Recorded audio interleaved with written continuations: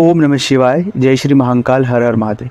जीवन में अगर परेशानियां हमारा पीछा नहीं छोड़ रही, एक परेशानी के बाद दूसरी परेशानी आ रही है, चाहे वो रोजगार हो, काम हो, परिवार हो, किसी भी क्षेत्र में अगर आप परेशानियों से जूझ रहे हैं तो आज आपको कुछ विस्तार पूर्वक मैं चीज़ें साझा करने वाला हूं जो आपकी इन परेशानियों में बाहर निकलने में बहुत मदद करेगा। दोस्तों, सबसे पहला और मूल काम है कि जब भी हम परेशान हो तो हमें किसी प्रकार से हताश और निराश नहीं होना है।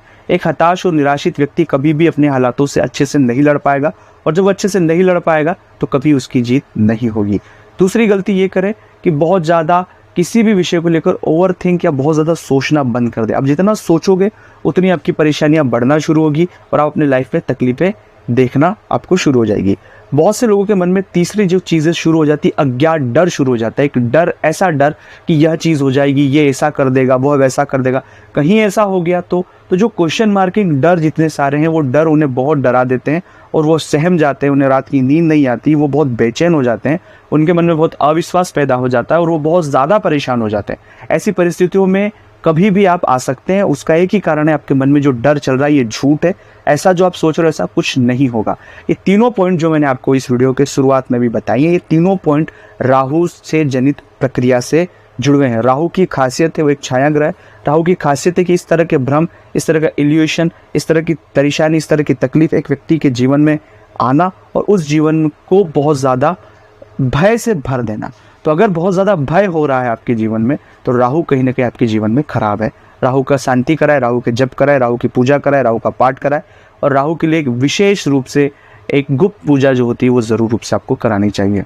अगर वो पूजा आप हमसे करवाना चाहते हैं, स्क्रीन पर नंबर चल रहे हैं, आप व्हाट्सएप पर आए, अपॉइंटमेंट लेकर हमसे बात करें। उसका फीस शुल्क लागू है दोस्तों, और इस तरह की जो परेशानी, इसमें आपको बहुत हद तक रिलीफ मिल सकती है सकारात्मक वे में।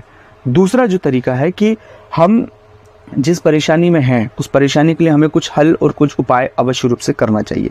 सबसे पहला हल और उपाय आपको करना है कि आप अपने घर में आपको स्वयं को गुरु मंत्र लेना होगा। अगर नहीं है गुरु मंत्र तो ओम नमः शिवाय को अपना गुरु मंत्र मानकर आपको ओम नमः शिवाय का जाप नियमित करना होगा। दूसरा है कि अपने घर में भगवान सत्यनारायण की कथा करना होगा। अमावस्या पूर्णिमा को करें, स्वयं कर सकते हैं, स्वयं करें और नियमित रूप से करें। तीसरा है गीता का वाचन शुरू करें।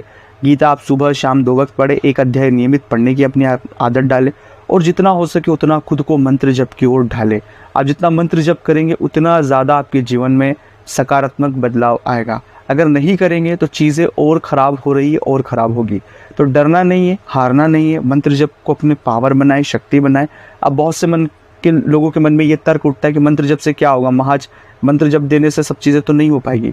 जब आप मंत्र जप करेंगे तो आपको स्वाभाविक रूप से अनुभव होगा एक पॉजिटिव एनर्जी का। आपको स्वाभाविक रूप से ये भी अनुभव होगा कि मंत्र जप हमारे आसपास एक इस तरह का वैक्यूम क्रिएट करेगा पॉजिटिविटी का, कि जो स्वाभाविक रूप से जो चीज़ें हमारी नहीं हो रही है उन सभी कामों में तेजी आएगी और हमारे काम अनायास बनना शुरू हो जाएगी।